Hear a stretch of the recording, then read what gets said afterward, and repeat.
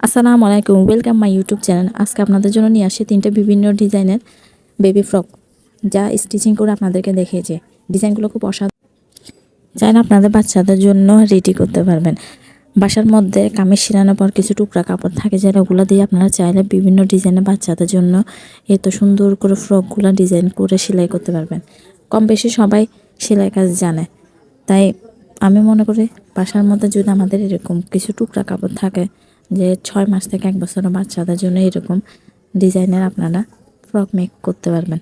আর এগুলো সেলাই করতে খুব সুন্দর লাগে, বাচ্চাদের জন্য ডিজাইনগুলো অসাধারণ। এগুলো সব আমি বাসায় পরে থাকা কিছু কামিজের টুকরা কাপড় দিয়ে রেডি করছি ফ্রকগুলো। তো আপনাদের কেমন লাগছে ডিজাইনগুলো আপনারা কমেন্ট করে জানাবেন।